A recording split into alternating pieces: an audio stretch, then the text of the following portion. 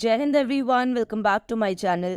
आज की वीडियो में हम इंडियन पॉलिटिक्स से जुड़ी न्यूज़ को डिस्कस करेंगे जो कांग्रेस लीडर राहुल गांधी के लोकसभा सीट से डिस्क्वालिफिकेशन से रिलेटेड है।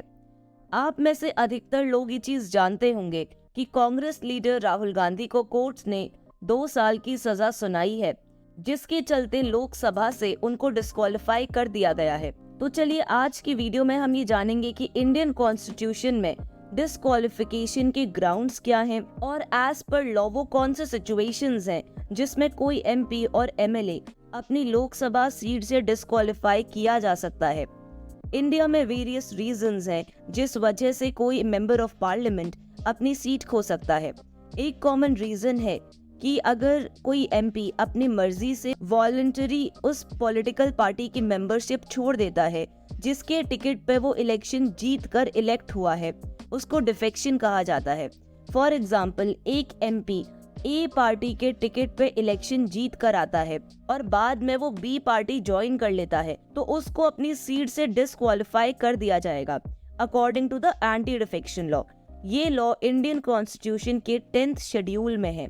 प्रेजेंटली इंडियन कॉन्स्टिट्यूशन में टोटल 12 शेड्यूल्स हैं, जिसमें 10th शेड्यूल में एंटी डिफेक्शन लॉ की बात की गई है। इस लॉ को इंडियन पार्लियामेंट ने 1985 में 52nd अमेंडमेंट के थ्रू इंडियन कॉन्स्टिट्यूशन में ऐड किया था। ये लॉ एमपी और एमएलए दोनों पर अप्लाई होता है। इस लॉ के अकॉर्डिंग ऐसा करना पार्टी और लोगों के साथ चीटिंग माना जाता है। ये गवर्नमेंट की स्टेबिलिटी को भी अफेक्ट करता है।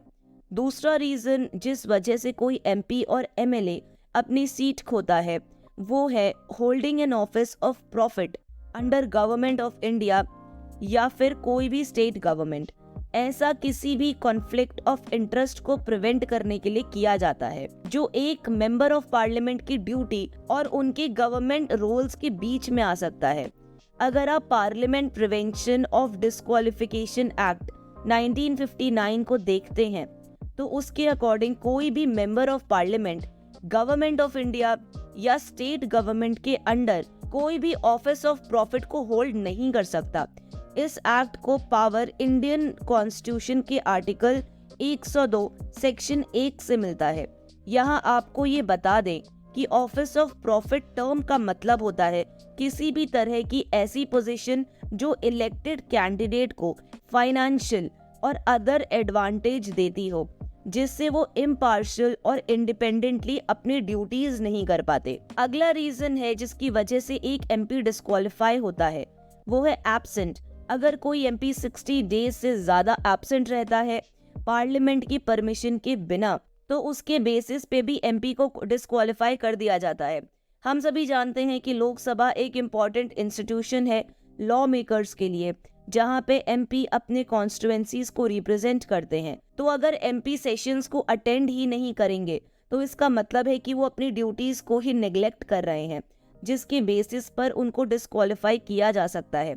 हम जानते हैं कि इंडियन पार्लियामेंट के एक साल में 3 सेशंस होते हैं, बजट सेशन, मॉनसून सेशन और विंटर सेशन। इन सेशंस की डेट स्पीकर डिसाइड करते हैं और अगर सेशंस में विदाउट लीव और परमिशन के कोई भी एमपी 60 डेज तक एब्सेंट रहता है तो स्पीकर उनको डिस्क्वालीफाई कर सकता है।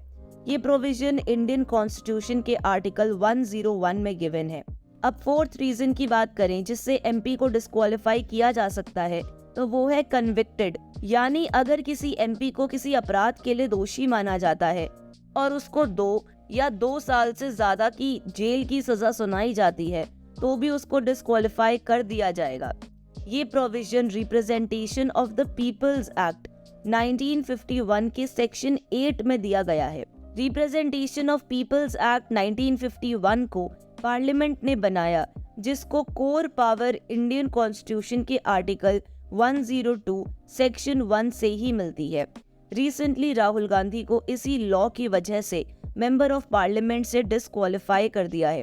रिप्रेजेंटेशन ऑफ पीपल्स एक्ट 1951 और प्रिवेंशन ऑफ डिस्क्वालिफिकेशन एक्ट 1959 ही हमें एमपी और एमएलए के डिस्क्वालिफिकेशन और क्वालिफिकेशन के बारे में बताता है, जिसको पावर इंडियन कॉन्स्टिट्यूशन के आर्टिकल 102, 191 और शेड्यूल 10 से मिलती है।